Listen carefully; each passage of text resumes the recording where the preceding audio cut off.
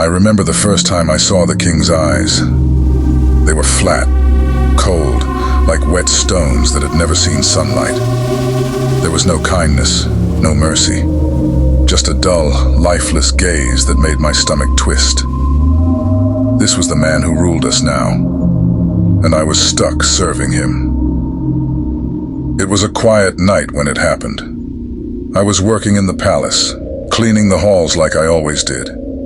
I used to hear the guards talk as they walked past, always laughing, always happy in the days of the old king. But since the new king took the throne, the palace had changed. Shadows crept around corners. People whispered and hid their faces. And it was all because of him, the wicked son. After the old king died, they said his son had cried for days. But I didn't believe that for a second. Everyone knew he was hungry for power, waiting like a snake in the grass. Some even said he had a hand in his father's death. And looking back, I think they were right.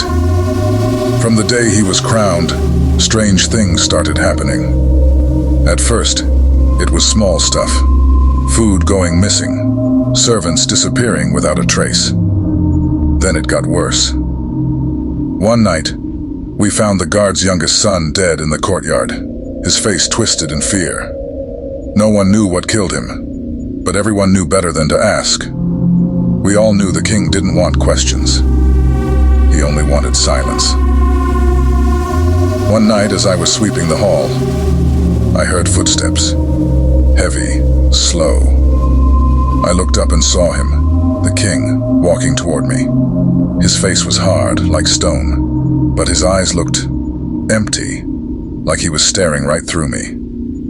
He asked me if I was loyal to him. I could feel the sweat dripping down my back, but I nodded.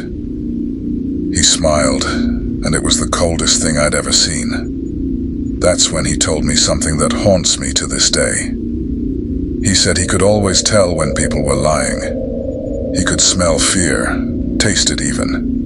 And those who were scared of him, he'd take them one by one, so their fear would die with them. That's why people were going missing, he said.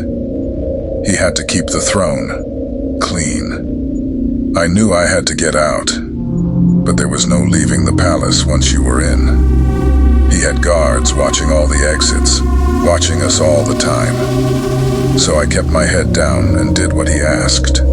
But each night, I felt the weight of his eyes on me.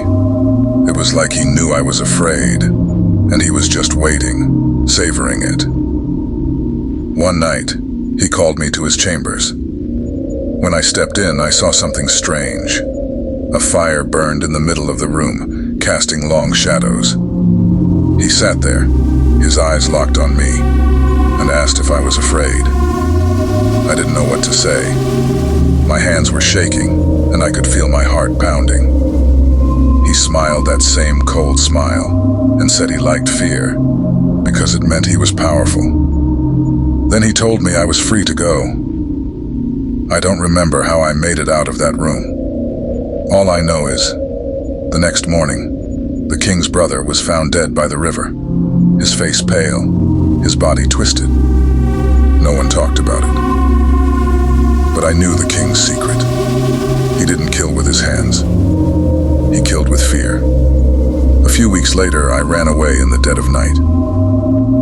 I don't know if he's still there, still on that throne feeding on fear. But sometimes, even now, I can feel his eyes on me, like he's still watching, still waiting, just beyond the edge of the shadows. I thought I'd escaped him. I thought that once I'd left the palace, he'd lose his hold on me.